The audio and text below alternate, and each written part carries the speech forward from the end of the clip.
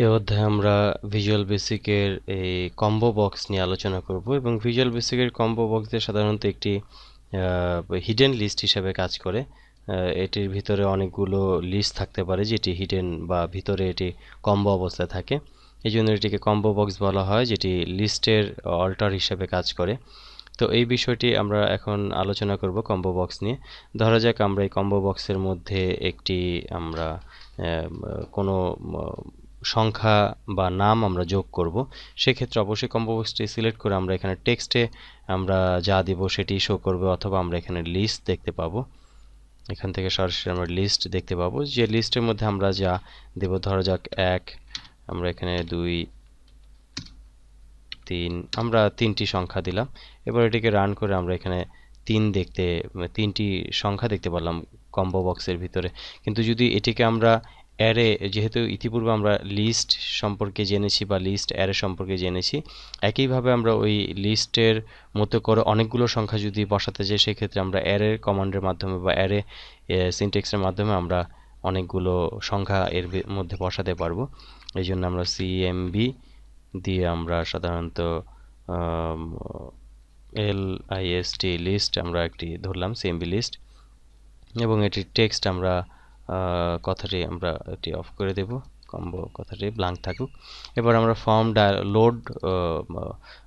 Form লোডের মাধ্যমে, অর্থাৎ ফর্মটি লোড হওয়ার সাথে সাথে এই কম্বোর মধ্যে লিস্ট চলে আসবে, সেই আমরা ইভেন্টটি দিয়ে দিলাম ফর্মে ডাবল ক্লিক করে। এবার এখানে আমরা CMB list dot add item, আমরা এখানে যদি কোনো আইটেম অ্যাজ স্ট্রিং, অর্থাৎ এটি হচ্ছে স্ট্রিং হিসেবে আমরা একটি কিছু অ্যাড করতে চাই, অর্থাৎ এটি হচ্ছে স্ট্রিং, অর্থাৎ এই স্পেস অ্যাড আইটেমের পরে স্পেস দিয়ে বা আমরা ফার্স্ট ব্র্যাকেট লাস্ট ব্র্যাকেটের মাঝখানে যদি আমরা কোনো স্ট্রিং দিয়ে দিই, এবং স্ট্রিং দেওয়ার নিয়ম সাধারণত আমরা জানি যে ইনভার্টেড কমার মাঝখানে স্ট্রিং দিতে হয়। এই জন্য এটির মাঝখানে যদি কোনো স্ট্রিং দিয়ে দিই, সেক্ষেত্রে এটি যোগ হবে, অর্থাৎ এখানে আমরা যাই কিছু টাইপ করি না কেন এটি আমরা এখানে দেখতে পাবো যে যোগ হয়েছে। এবং এখানে আমরা যেহেতু শুরুতে 1, 2, 3, 4 লিস্টের মধ্যে দিয়ে দিয়েছি, সেটি যোগ হয়েছে এর মধ্যে। তো যেহেতু আমরা কমান্ড লোড হওয়ার সাথে সাথে এই আমরা সংখ্যাটিকে দেখতে চাই না, অর্থাৎ ফর্মটি লোড হওয়ার সাথে সাথে এগুলো দেখতে চাই না, শুধু এটিকে দেখতে চাই, সেক্ষেত্রে আমরা এখানে প্রথমেই যেটি করব, যে আমরা ফর্ম লোডের সাথে সাথে আমরা cmblist ডট ক্লিয়ার দিয়ে দেব, অর্থাৎ এটিকে প্রথমে ক্লিয়ার করে নেবে। এখন আমরা দেখতে পাচ্ছি যে সব সংখ্যা ক্লিয়ার হয়ে গেছে, শুধু পরে অ্যাড আইটেমটি আছে। প্রথমে এই কম্বো বক্সটি ক্লিয়ার করে নিল, দেন কম্বো লিস্টের মধ্যে এই সংখ্যাটি, এই টেক্সটটি যোগ করলো। এটিকে যদি আমরা সংখ্যা হিসেবে যোগ করতে চাই, অনেকগুলো দেখা যাচ্ছে যে 100টি সংখ্যা হিসেবে যদি এর পাশে যোগ করতে চাই, সেই ক্ষেত্রে অনেকগুলো টাইপ করতে হয়। এই ক্ষেত্রে আমরা সরাসরি এটিকে অ্যারে কমান্ড দিতে পারি। এই জন্য আমরা অবশ্যই যেটি করব যে 4i দিয়ে ইকুয়াল, এর আগে ইতিপূর্বে আমরা লিস্টে অ্যারেতে আমরা দেখেছি এটি কিভাবে করতে হয়। 0 2 আমরা এখানে 100 দিয়ে দিব, এবং শেষে আমরা অবশ্যই নেক্সট i দিয়ে দিব। এবং i হচ্ছে একটি ভেরিয়েবল যার মধ্যে এতগুলো সংখ্যা রাখা আছে এর মধ্যে, এবং এই নেক্সট i দিয়ে এই লুপটিকে বন্ধ করতে হবে, নয়তো একটি এরর মেসেজ দেখাবে। এবং এই আইটিকে আমরা যেহেতু এখানে আমরা একটি নাম দিয়েছি, ধরা যাক আমরা এখানে একটি নাম, আমরা আবার ফাংশনটি টেক্সটগুলোকে ইনফরমেশনটি দেখে নিই। এখানে আমরা যেহেতু নাম দিয়েছি আইটেম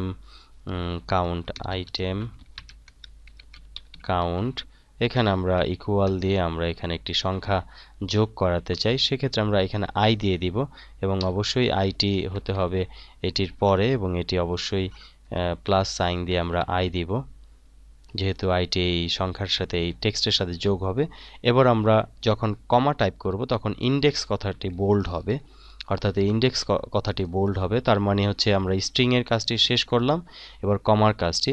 এখানে আমরা দেখতে পাচ্ছি যে এটি যখন আমরা এটি এখানে কমা দেব, এখানে একটি ফাংশন হচ্ছে টেক্সটের জন্য, এখানে আমরা একটি ফাংশন দেখতে পাচ্ছি টেক্সটের জন্য, এই অংশটি হচ্ছে টেক্সট সম্পূর্ণ, এবং কমা, এখানে কমা দেখতে পাচ্ছি, এই কমার পরে হচ্ছে ইন্ডেক্স, অর্থাৎ এখানে আমরা ইন্ডেক্স সংখ্যাটি বসাবো, যে সংখ্যাটি 100 পর্যন্ত যে সংখ্যাটি রাখা আছে i এর মধ্যে।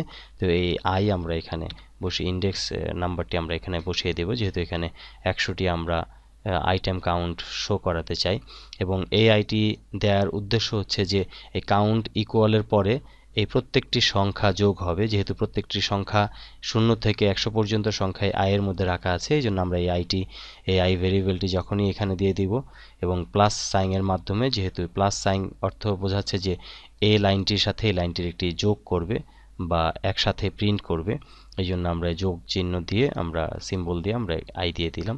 এবার আমরা প্লে বাটনে এর আইটি সাধারণত একটি মিসম্যাচ টাইপ দেখাচ্ছে, এখানে আই সংখ্যাটি আমরা অ্যান্ড সাইন দিয়ে দিব এখানে, যেহেতু এটি ফন্ট হিসাবে আমরা শো করতে চাই। অ্যান্ড সাইন দিয়ে দিলে এটি সাধারণত এরর দেখাবে না, যেহেতু এটি আমরা টেক্সট হিসাবে শো করাতে চাই এই অংশটি, এই জন্য আমরা অ্যান্ড সাইন দিয়ে দিলাম।